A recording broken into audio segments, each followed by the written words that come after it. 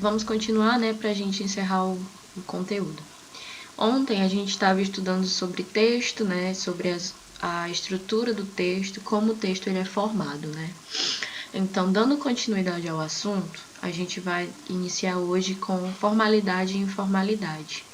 Mas, professora, como seria exatamente isso? Gente, a linguagem informal, ela também é conhecida como norma culta. Então, se vocês se depararem com a palavra norma culta, vocês podem ter certeza que é um sinônimo para a linguagem formal. Ou seja, é aquela linguagem que segue, né, à risca, a escrita correta, as regras gramaticais, possui poucos erros, e etc. Então, essa linguagem formal, o meio de comunicação, esse meio de comunicação, na verdade, por meio da linguagem formal, ela preserva as convenções e protocolos, sempre respeitando as regras, certo? Principalmente regras de pontuação, de vírgula, de ponto de continuação, de acentuação, parágrafo. Então, a linguagem formal, ela é isso, ela é aquela coisa bem rígida, segue direitinho. É aquela coisa que não possui gírias, é aquele texto que não possui uma linguagem escrota e pesada. Ou seja, a linguagem que a gente utiliza nas redes sociais não é uma linguagem formal. Na maioria das vezes, a gente está sempre se comunicando informalmente. Então, essa linguagem formal, ela é muito utilizada para a gente se comunicar com autoridades, né? Pessoas superiores de grandes organizações, em conferências, palestras, seminários, documentos oficiais, um discurso público também, porque você não vai chegar nesse tipo de lugar e vai falar de qualquer jeito, né? As pessoas não vão te receber com bons olhos. Então você sempre vai ter que manter uma postura elegante, né? Sempre vai ter que estar tentando falar mais bonitinho para que essas pessoas percebam que você tem um bom domínio da norma culta. Diferente da linguagem informal, a linguagem informal é aquela que a gente sempre está com descontração, ou seja, a nossa linguagem do dia a dia, com os nossos amigos, com os nossos familiares, né? Ela tem um relaxamento quanto às regras gramaticais, ela não exige que a gente siga as regras gramaticais, porque o próprio nome diz, né, já é informal, né? Ela permite o uso de palavras mais simples, abreviadas, as gírias que a gente está sempre acostumado a falar, mano, mina, vamos ali, tá ligado, tamo junto. Então a linguagem informal, ela é isso. Mas a linguagem formal também é conhecida por linguagem coloquial, ok? Então, se vocês também se depararem com a palavra coloquial, vocês podem ter certeza que está se referindo a uma linguagem informal, certo? Ela é muito utilizada, né, como eu havia dito, por nós, entre os amigos, colegas, familiares e pessoas com alto grau de envolvimento e relacionamento. Tudo bem? Então, é isso. Agora vamos entender, né, o seguinte. Eu trouxe aqui alguns exemplos, né, de como a gente utiliza essa linguagem formal e essa linguagem informal. No primeiro exemplo, fala sério, o rango de ontem estava bom pra caramba, né? Então é uma linguagem informal. Na número 2, o jantar de ontem estava excelente. Então aqui a pessoa já utilizou termos mais rígidos, mais, digamos que gramaticalmente corretos. Não utilizou gírias, não utilizou palavras grotescas. Na número 3, tem outro exemplo, né, de linguagem informal, que é se liga, já falei para você, deixe de história e devolva meu livro.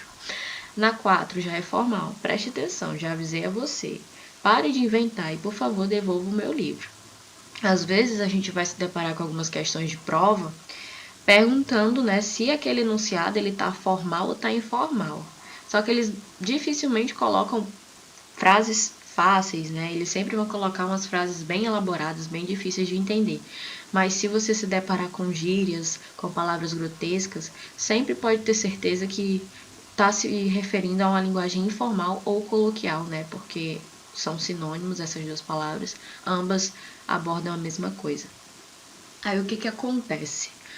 A maioria das pessoas tem uma dúvida, né, sobre a maneira correta de se expressar. Gente, não existe uma maneira correta. Na verdade, a gente fala do jeito que a gente quiser. Ninguém é obrigado a nada, né, digamos assim. Só que a gente tem que se adequar dependendo do ambiente. Como eu falei para vocês, falar, né? Linguagem é que nem roupa, a gente se adequa de acordo com o lugar que a gente está inserido, né? Porque senão você vai ser, digamos que, apedrejado pelas outras pessoas, as pessoas não vão gostar do seu comportamento. Então a gente tem que saber, né, se comportar diante de várias situações. E principalmente se você não tiver intimidade com as pessoas ao seu redor, você não vai poder falar com elas do jeito que você bem entender, né? Então, assim, tanto a linguagem formal quanto a informal, elas são corretas. Só que elas precisam atingir um único objetivo, que é se comunicar. Então, se você conseguir se comunicar com as pessoas, seja ela de maneira formal ou informal, você teve sucesso. Então, ambas são corretas, ok? Não tem um jeito errado. Por isso que existe, né? Linguagem coloquial e linguagem da norma culta. Até porque não tem como abolir isso do nosso dia a dia. É uma coisa que a gente já carrega há muito tempo.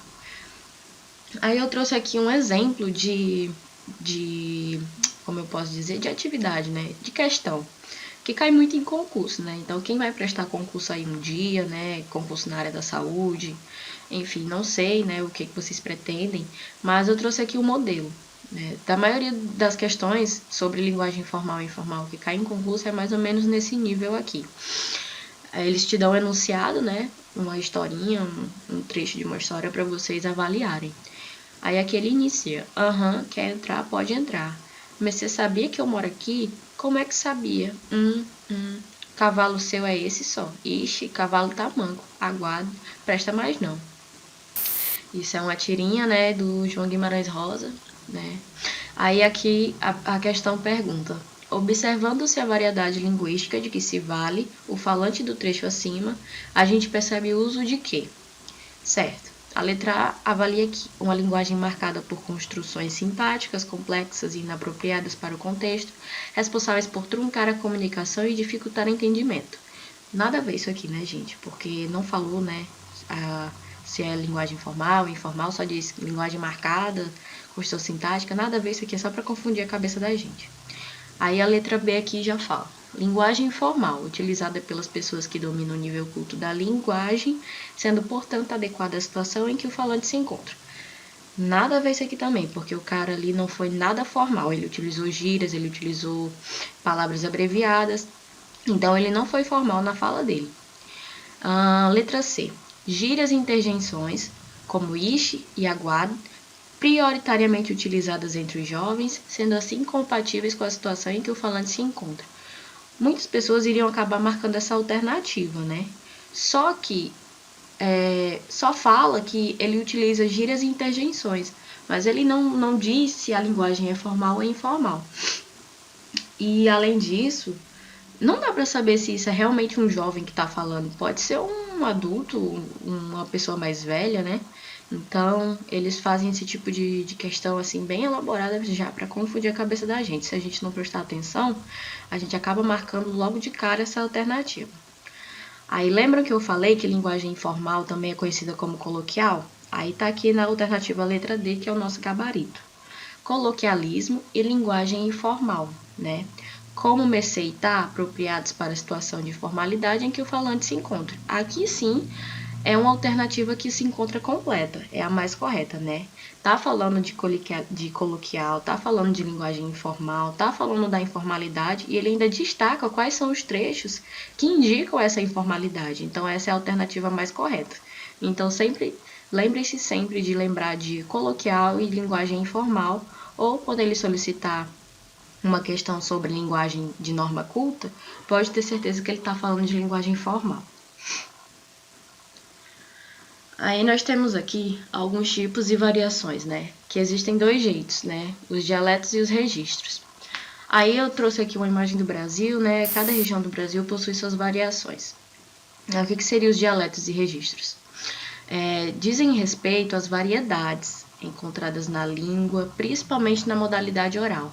Cada lugar do nosso país comunica-se através de diferentes maneiras, com diferentes sotaques e vocabulários peculiares, embora na maioria das vezes fazendo uso de um mesmo código, a língua portuguesa.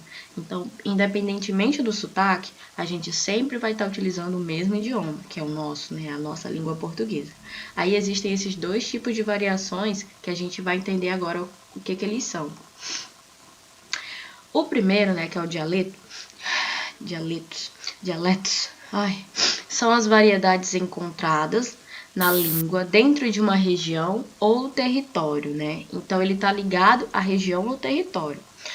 Ao analisarmos essas diferenças, fatores como a idade dos falantes, o sexo, classes ou grupos sociais e a própria evolução histórica da língua devem ser considerados. Então, ele está praticamente ligado a isso, aos contextos históricos, sociais, questões de região, território. Como que aquela região ali, né, se comunica. Existem também alguns grupos que se identificam mais, por isso fazem uso de vocabulário, expressões e gírias próprias, e é por esse motivo que estabelecer um diálogo com alguém que seja de uma comunidade linguística muito diferente pode ser um desafio e tanto para a comunicação, porque isso é realmente muita verdade. Às vezes, quando a gente faz uma viagem, por exemplo, uma vez eu fui para o sul e eu, sem querer, eu chamei um cara que morava lá no sul de bicho. Ei, bicho! E ele não gostou, né? Ele achou que eu estava insultando ele. Sendo que aqui é muito comum, né? A gente, ei, bicho, vem cá. Não é uma coisa assim que a gente fala com o objetivo de ofensa, né? É um método, né, que nós utilizamos para evocar uma pessoa, para chamar uma pessoa, porque é uma forma descontraída. Só que o pessoal do sul já levou isso meio pro lado da ofensa, né? Então a gente precisa ter muito cuidado com isso. Entre as principais diferenças está também aquela que diz respeito ao vocabulário, ok? Aí eu trouxe aqui os exemplos, né?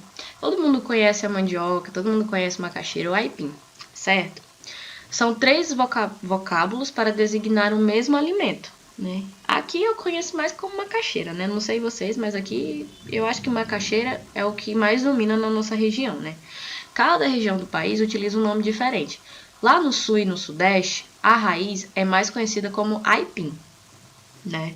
Se a gente for chegar lá no sul, a gente nunca vai chegar lá e vai ver o pessoal chamando de macaxeira, é aipim. Já no nordeste, o pessoal já é mais parecido com a gente, eles chamam mais de macaxeira. E no centro-oeste, ela é conhecida como mandioca. No norte também, mas eu acho que aqui na nossa região, eu acho que é mais macaxeira do que mandioca. É muito difícil, eu quase nunca vi ninguém chamando de mandioca. Temos também a tangerina, né, como nós conhecemos.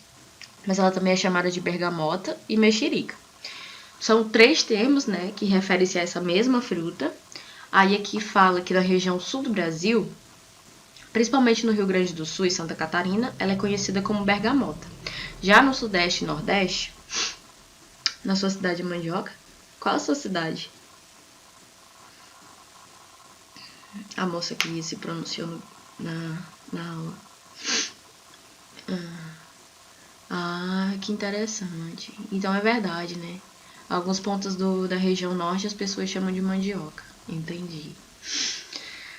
Então, já no sudeste e nordeste, ela é conhecida como mexerica ou tangerina, né? Já em Curitiba, ela já tem outro significado, ela já tem outro nome, que é mimosa. Eu nunca tinha escutado, né, tangerina ser chamada de mimosa. E eu acredito que em várias outras cidades do país ainda existam vários outros métodos que as pessoas denominam, né? Porque é quase meio que difícil a gente conseguir identificar toda a região do país, porque o Brasil é um país muito extenso. A nossa população é muito grande, então a gente ainda tem muita coisa para descobrir em relação à nossa linguagem, certo? Tem outros exemplos também, né? Tipo o cheiro verde, né? Alguns lugares do Brasil não se chama cheiro verde, se chama cebolinha. Tem lugares do Brasil que o pessoal chama cebolinha, né? Outros lugares chamam de cebola de palha. Aí assim vai. Eu chamo mais de cheiro verde mesmo. Aqui em casa, pelo menos, todo mundo conhece como cheiro verde. Em alguns lugares já se chama cebolinha, cebola de palha e etc. Aí eu trouxe aqui também Norma culta e norma coloquial. Norma culta, linguagem formal. Norma coloquial, linguagem informal. A norma culta é basicamente o que, professora? Preocupação com a gramática normativa, não tem gírias e tem ausência de formas reduzidas, ou seja, vocês nunca vão encontrar palavras abreviadas, sempre vão ser palavras bem estruturadas. E a norma coloquial, ela não tem preocupação alguma com a gramática normativa, né? Ela é totalmente flexível, as pessoas escrevem, usam gírias, usam as formas reduzidas, abreviam todas as palavras que elas podem e utilizam tudo que for palavras grotescas e etc. Aí o que são os registros, né? É mais um tipo de variação. Eles estão relacionados com os níveis de fala, ou seja, com as variedades padrão e não padrão. Em determinadas situações, o registro mais adequado a utilizar é a norma culta, aquela que está de acordo com todas as regras gramaticais da língua portuguesa. Digamos que, por exemplo, o que ele quis dizer? Que os registros, eles são responsáveis de adequar a norma culta. Porque vai ter em algumas situações, por exemplo, você vai no Tribunal de Justiça, que você vai ter que utilizar, né, a linguagem mais formal possível, porque ali não é um lugar onde você pode falar com brincadeira. É um lugar, assim, de muita seriedade. Se você fizer qualquer coisa, assim, que cause danos morais, né, você pode ser preso. Então, é um lugar, assim, que exige muito uma postura exemplar, certo? A norma culta da língua, especialmente do português, ela é constantemente marcada por uma gramática rigorosa, crítica e erudita, sendo ela comumente usada por indivíduos de altas classes sociais ou níveis de escolaridade. Atualmente, a norma culta ela pode ser classificada em duas diferentes modalidades, como eu já falei, coloquial, né, que é a informal, e a formal, né, também conhecida como norma culta. A norma culta da língua ela é marcada por alguns preceitos fundamentais de análise, sendo eles o uso correto de escolhas lexicais, capacidade de possibilitar a compreensão do texto por meio da boa organização gramatical. Então, a norma culta ela é isso, você sempre vai encontrar um texto bem organizado e coerente na exposição das ideias. E sem falar também no uso correto da pontuação. Então, você nunca vai ver um uso exagerado ou um uso o pouco uso da pontuação, né? A falta de pontuação nesse tipo de texto, ele sempre vai ser muito bem estruturado. Aí eu trouxe aqui alguns exemplos de palavras que no nosso dia a dia muitas pessoas falam errado, né? Muitas pessoas se confundem, na verdade, com o verdadeiro significado delas. Algumas pessoas já se perguntaram se a gente deve falar obrigada ou obrigado, né? Só que a gente não leva isso muito em consideração no nosso dia a dia, gente, porque, como eu falei, é uma coisa muito difícil, mas é uma regra. Então, se você for escrever, você vai ter que seguir a regra. Se você vai fazer uma prova de concurso e lá estiver assim, o indivíduo for masculino, ele vai ter que falar obrigado e não obrigada. Se o indivíduo for um feminino, ele vai ter que dizer obrigado. No nosso dia a dia, a gente fala tanto obrigado como obrigado. Eu sendo mulher, você sendo homem, seja como for. Mas na escrita, o certo é esse. Se você for do sexo masculino, você deve dizer obrigado. Se você for do sexo feminino, você deve dizer obrigada. Ok? Aí nós temos aqui outro exemplo. Em cima, né, com N, né, junto, ou em cima separado. Muitas pessoas confundem a escrita dessa palavra, né? E elas possuem uma diferença. O termo mais certo que as pessoas deveriam usar é o em cima separado. Só que a gente se depara com muitas pessoas escrevendo em cima junto, sendo que não é, gente. Porque na maioria das vezes as pessoas querem dizer em cima, que é algo que está em cima de alguma coisa, em cima de algum objeto, né? Então, o termo certo é separado, não é junto. Porque a palavra em cima junto, ela é certa, mas ela é o quê? Eu vou explicar o que o em cima é. Essa escrita junta do em cima é um formato de verbo que ele só pode ser utilizado na linguagem formal da terceira pessoa do singular, ok? Que ele está indicando alguma coisa. Então, tem até aqui um exemplo. Uma coroa amarela em cima ao cabelo daquele homem. Ou seja, daquele, ele está indicando que é aquele homem. Então, aqui a gente utiliza em cima junto, ok? Então, é muito raro a gente utilizar esse em cima junto. E eu não entendo porque que a maioria das pessoas, eu me deparo com muitas pessoas escrevendo em cima junto. Sendo que não, na maioria das vezes não é assim. Porque na maioria das vezes as pessoas querem dizer o quê? Indicar que está em cima de alguma coisa, né? Porque assim, a palavra em cima separado, ela é a mais comum, tanto na linguagem coloquial como formal. Por quê? Aqui está o exemplo. Coloquei suas chaves de casa em cima da escrivaninha. E eu já me deparei com muitas pessoas escrevendo em cima junto. Não é em cima junto, gente. O em cima junto é só a terceira pessoa do indicativo, quando você está utilizando daquele, aquele, aquilo, isso, né? Que são palavras que indicam alguma coisa. Fora isso, gente, em cima é separado. Se você quer indicar que algo está em cima de algum objeto, é separado, ok? Então, nunca mais vamos cometer esse erro de escrever em cima junto, porque na maioria das vezes, se você quer indicar um objeto em cima de alguma coisa, né, a palavra é separada, em cima, né, com M. Outro erro muito comum também é o mal com U e o mal com L. Mas eu vou explicar para vocês de um jeito muito fácil, de vocês nunca mais errarem isso. É só você substituir. Porque assim, o contrário de mal com U é bom e o contrário de mal com L é bem. Aí tem aqui os exemplos. Eu acho ele um mau aluno. Eu poderia muito bem dizer que eu acho ele um bom aluno, né? Agora, tire esses maus conceitos de seus pensamentos sobre ela. Tire esses bons conceitos de seus pensamentos sobre ela. Então, o mal, sempre quando der para trocar por bom, se você conseguir substituir por bom e a frase ficar completa, né, não soar estranho, porque se eu colocar um bem ali, eu acho ele um bem aluno. Um bem aluno. Não fica legal, né? Então, é mal com U. Porque o mal com U, ele também dá a ideia de que algo ruim, sabe? Eu sempre acho que o mal com U é aquela coisa extremamente pesada. Então, ele é muito utilizado. Aí o mal com L é o contrário de bem, né? Ele mal sabe como lidar com essa situação, né? Se a gente substituir por bem, ele bem sabe como lidar com essa situação, né? Se eu colocar ele bom sabe, não vai ficar legal, né, a frase? Vai ficar uma frase com um som estranho. Por quê? Porque não é mal com U, é mal com L, porque o contrário de mal com L é bem. Ele mal sabe como lidar com essa situação. Ele bem sabe como lidar com essa situação. Outro exemplo, você precisa colocar o seu sono em dia, pois está dormindo muito mal. Você precisa colocar o seu sono em dia, pois está dormindo muito bom. Não fica legal. Fica bem melhor se eu colocar. Você precisa colocar o seu sono em dia, pois está dormindo muito bem, né? Então o bem já ficou mais bem encaixado.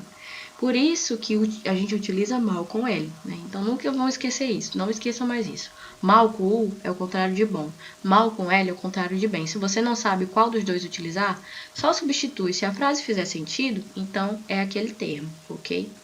Outra palavra também que a gente tem o costume de errar muito é mas ou mais. Gente, o mas sem o i não tem outra coisa a não ser o objetivo de oposto, né? Ele é o objetivo de contradição. Eu já encontrei muitas pessoas dizendo assim, queria ir ao shopping, mas com i, né? Não tenho tempo. Gente, essa não é a forma correta, porque o mais com i dá a ideia de acréscimo, dá a ideia de adição. Então, se você quer dizer que tipo, eu quero ir lá no shopping hoje, mas eu não tenho tempo. Então, utiliza-se o mas sem o i, porque ele dá essa ideia de oposto, né? Você está se contradizendo. Você diz que quer uma coisa, mas depois você explica, né, que não dá, né, para realizar aquela coisa. Queria comprar roupas, mas não tenho dinheiro. Então, não vamos mais errar isso também, ok? Aí o mais, como eu já falei, né, ele tem noção de acréscimo ou intensidade, sendo também um oposto à palavra menos. Aí tá aqui vários exemplos. Ele é o mais bonito do bairro, ela é a mais chata do curso. 8 mais 8 são 16. Tranquilo? Tá dando de entender, gente? A explicação? Se tiverem alguma dúvida, podem perguntar, ok? Aí agora, outro erro comum também que as pessoas têm é o traz com S e o traz com Z. A única coisa que eu posso dizer para vocês é que o traz ele não é utilizado para mais nada do que para dizer alguma coisa que está atrás de algum objeto. Tipo, tá atrás da porta. Tá atrás do carro.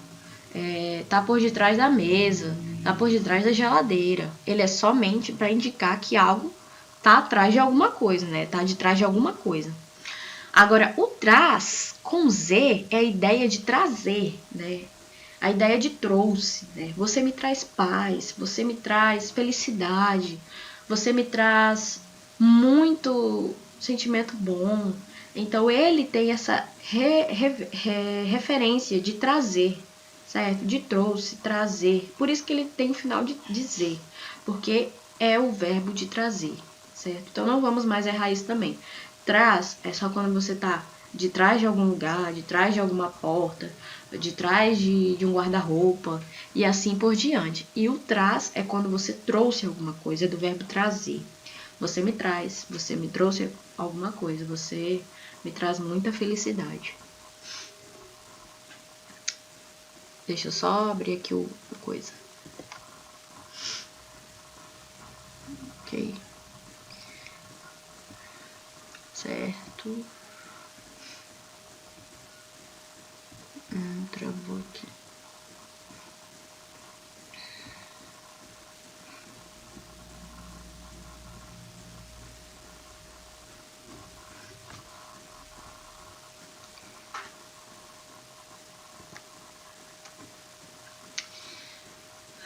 Aí, por que a gente fez o estudo sobre basicamente tudo isso?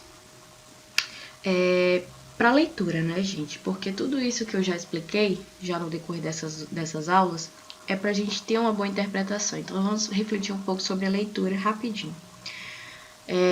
Eu acredito que muitas pessoas possuem dificuldade na interpretação de um texto, né? E o que seria, basicamente, professor, o que seria uma interpretação de texto? A interpretação de texto é o que podemos concluir sobre ele, depois de estabelecer conexões entre o que está escrito e a realidade.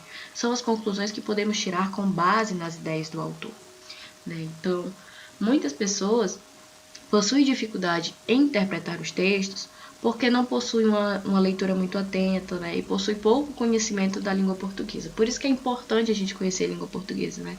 Por isso que eu achei interessante a gente começar estudando desde o surgimento da nossa língua. Aí eu trouxe aqui algumas fases da leitura, né? A leitura ela tem 3 fases, né? Tem uma pré-compreensão, né? Que é importante sempre ler o texto, tendo uma ideia do que ele vai trazer, principalmente pelo título. O título ele diz muito sobre o texto.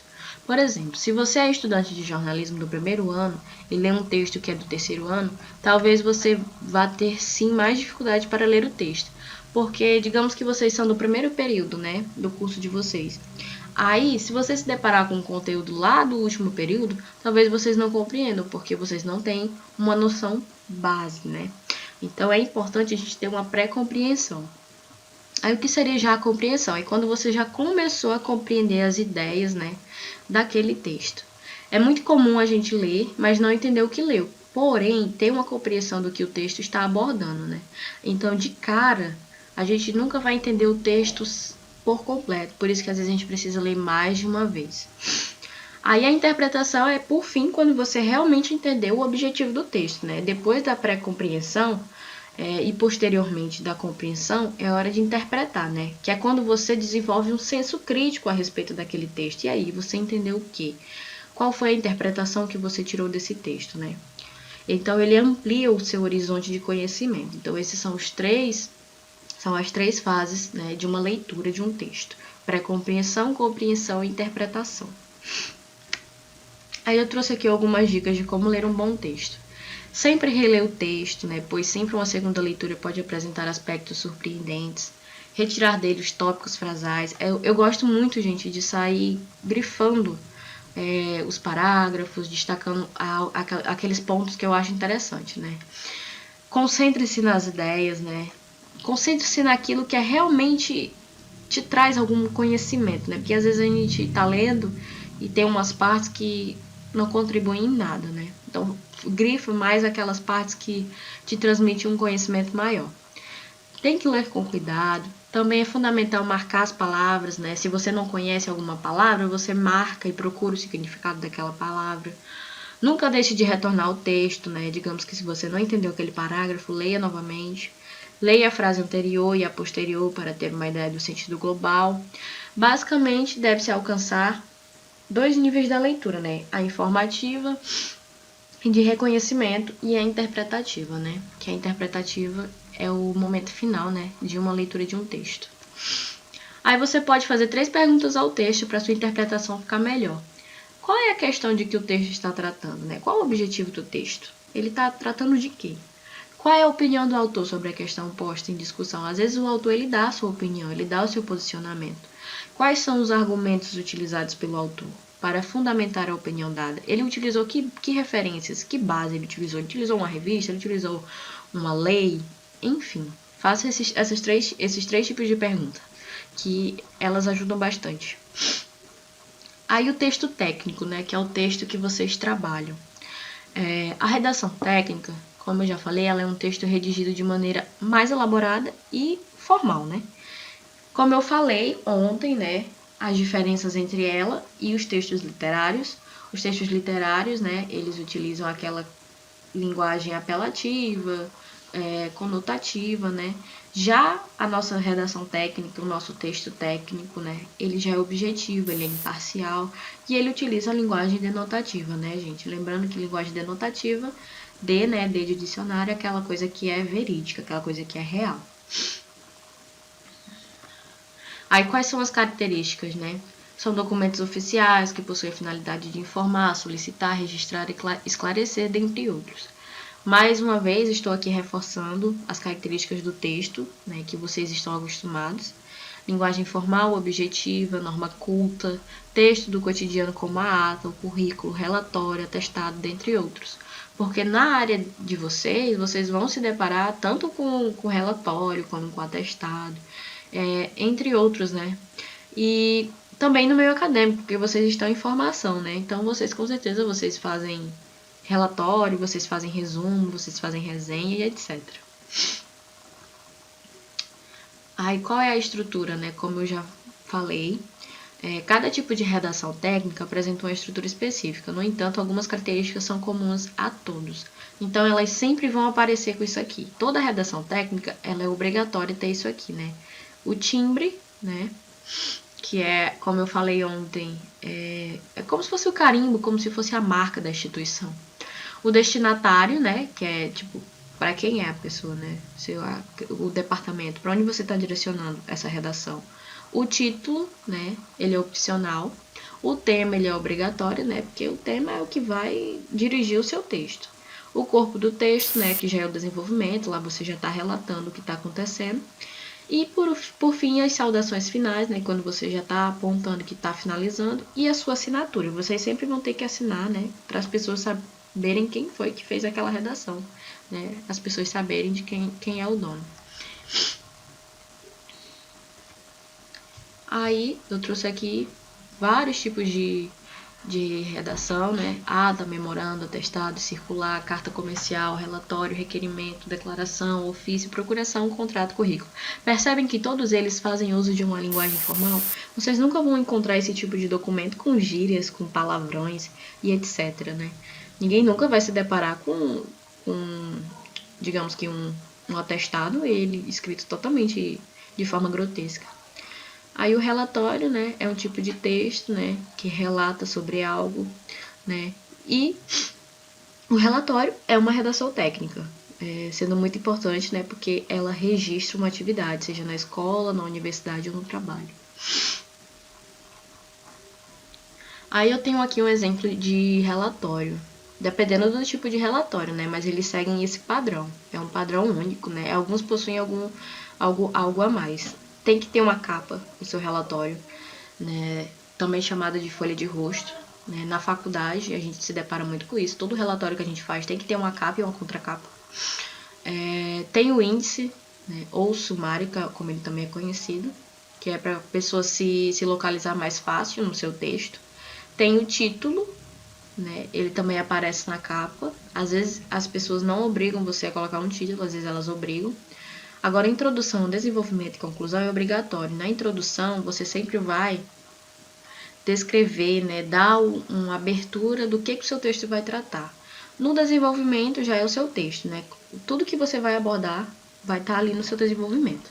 Você vai relatar as etapas, o processo, pesquisa e etc. E a conclusão ocorre quando você resume tudo o que foi dito no seu texto anteriormente, né? O que você concluiu, o que você finaliza, né, com tudo que você abordou. Aí, se for de caráter crítico, você pode até mesmo dar sua opinião na conclusão, né? À toa que a redação do Enem, no último parágrafo, você dá a sua opinião, né? O que pode ser feito para resolver aquele problema. Ok? Aí eu trouxe aqui alguns exemplos de termos técnicos que vocês utilizam muito, né? Todo mundo sabe que tem o dicionário, né, de termos técnicos. Eu trouxe aqui alguns exemplos de termos que a gente sempre vai se deparar nesse tipo de redação técnica, nesse tipo de relatório. Né? Digamos que abscesso é o acúmulo de pus que se forma no interior de tecidos. Né? Tem a bradipneia, que é a respiração abaixo do normal. Cianose, que é uma coloração azul na pele, tem a dispneia, que é uma dificuldade para respirar, tem o edema, que é um acúmulo anormal de água em certa parte do corpo, flebite, inflamação de uma veia, pediculose, que é infestação de piolhos, urticária, erupção, né, eritematosa da pele com prurido, e vertigem, né, que é a famosa tontura. Mas é como eu sempre falo, né, nunca vamos dizer assim, o paciente, chegava o paciente e dizia, o senhor tá com vertigem. Ele não vai saber o que é vertigem, né? Basta dizer, o senhor tá com tontura. É a mesma coisa, o senhor tem um abscesso. Ele não vai saber o que é um abscesso, né? Porque ele não entende o jargão da área de vocês. Então, sempre procurem adequar a linguagem de vocês para determinadas pessoas, né? E tudo isso, gente, esses termos, né, do prontuário, que às vezes a gente precisa preencher, ele garante a continuidade da assistência, né, a segurança do paciente, segurança dos profissionais, ensino e pesquisa, né. Aí o prontuário. O prontuário médico, né, é uma documentação formal, extremamente formal, padronizada, destinada ao registro no contexto dos serviços de saúde, né. Tem como objetivo facilitar a assistência ao paciente, promover meios de comunicação entre os profissionais de saúde, assegurar a continuidade do atendimento e prestar suporte para a área administrativa do serviço em aspectos financeiros e legais. Aí o que acontece?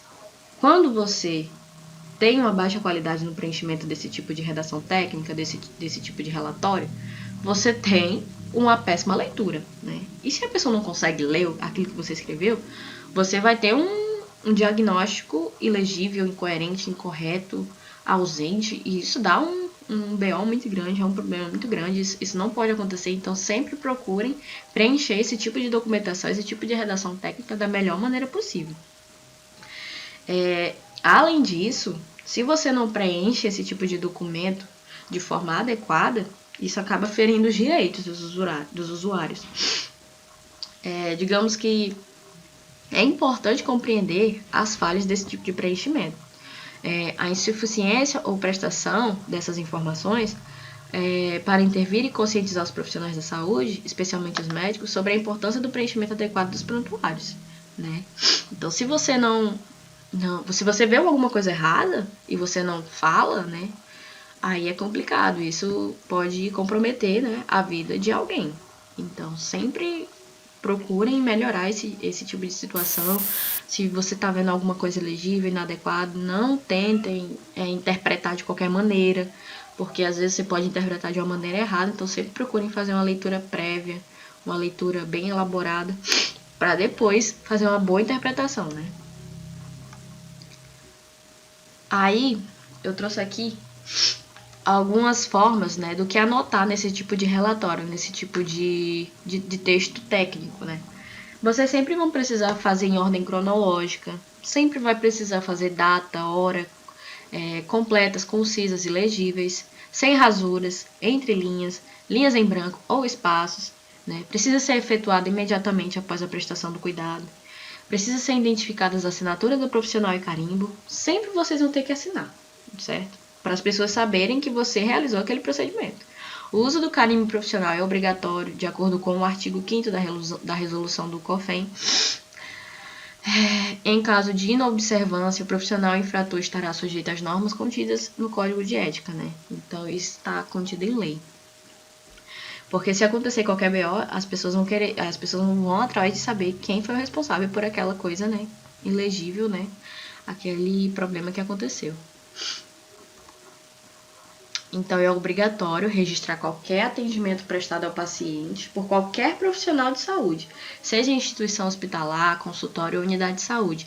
Tal registro deve ser feito impreterivelmente em prontuário. Então, todo registro vai ter que ser feito na área da saúde. E outra coisa, sigilo. O sigilo ele é reconhecido como um dever ético e moral. Não é, porém, absoluto, visto que sua quebra ela é prevista quando legalmente requerida, seja por interesses maiores da sociedade ou para proteger a saúde e o bem-estar do paciente. Tal obrigação deve ser mantida não apenas de maneira passiva ao não revelar as informações do paciente. Então, cuidado, gente. Em vazar informações, não façam isso, né? É crime você transmitir informações de um paciente sem autorização, né? Então, muito cuidado com isso. Resumindo, né? O prontuário é um documento legal e obrigatório de direito do paciente e de responsabilidade do médico e da instituição de saúde. Então, ele é totalmente de responsabilidade de vocês. Todo mundo que está ali prestando serviço, ele é de responsabilidade de vocês. Seu preenchimento deve ser feito de maneira diligente e cuidadosa sempre. Então, nunca vamos preencher de qualquer maneira. Aí eu trouxe aqui um exemplo, né, da maioria dos métodos que as pessoas preenchem, né? Como eu falei, sempre coloca a hora, fazem a descrição, né, de tudo que aconteceu, né? Receba o paciente no leito, né, acordado, lúcido, orientado, em tempo e espaço. E assim você vai descrevendo aquela situação. Vocês percebem como está sendo objetivo? A pessoa está sendo clara, ela está sendo objetiva, porque tem que render, não pode se estender muito. A pessoa tem que ser o mais breve possível. Então, quanto mais você resumir tudo que você fez, melhor. Porque você não vai ter uma folha inteira para descrever tudo que você escreveu, tudo que você fez, na verdade, né? Então, você pode ser muito breve, muito objetivo. Tipo, 7h30, realizada coleta laboratorial de rotina. 8 horas, administro a medicação do item 5 da prescrição médica via oral. 8h30, aceitando bem dieta via oral. 10 horas, foi realizado banho de aspersão, né, higiene oral. 11 horas, realizo HGT. E assim por diante, gente. Aí, quando você finaliza isso aqui, você assina o seu nome. Então, vamos sempre procurar não errar também, gente, alguma palavra, o nome de algum medicamento que você precisa escrever. Porque eu já me deparei com pessoas que, ao invés de escreverem dipirona, escreveram deperona. Gente, não vamos cometer esse erro. A gente não escreve do jeito que a gente fala, ok? Aí aqui a gente vê uma coisa totalmente bagunçada. Esse preenchimento aqui tá totalmente desorientado. É muito confuso. A pessoa escreveu muita coisa, deu muita informação. Ela não foi breve, ela não foi objetiva. Os horários que ela colocou tá tudo misturado. Então fica muito difícil. Não dá pra saber o que é que ela fez primeiro, o que é que ela fez depois. Que horas ela terminou. Ela vai citando todos os procedimentos de uma vez só. Não tem ordem, não tem coerência. Não dá pra saber se primeiro ela tirou os sinais vitais e depois ela realizou o banho. E assim fica muito confuso, fica muito difícil a leitura. Então sempre vamos fazer organizado. Primeiro o horário, coloca o horário no início, aí depois você descreve o que você fez naquele horário, ok? Escreveu de forma objetiva, não precisa ser muito extenso. Resume, seja objetivo. Não precisa se estender. Aí, 2h30, 3 horas, 16 horas. E por fim ela também nem sequer assinou, né? Ela não deixou nem aqui quem foi que realizou isso aqui. Então, temos que evitar esse tipo de preenchimento. E eu trouxe aqui um modelo de preenchimento que eu duvido se vocês vão conseguir entender alguma coisa. Talvez até consigam, né? Porque tem umas palavras aqui que dá pra fazer uma leitura. Mas esse preenchimento aqui tá bem complicado também. a letra não tá tão legível, né? Ela assinou aqui, foi assinado aqui, né? Ela fez o jeito correto da assinatura. Mas é esse tipo de coisa, né? Se for para você preencher de forma manual, né, de maneira escrita, então vamos tentar fazer com uma linguagem, com a letrinha mais legível, certo?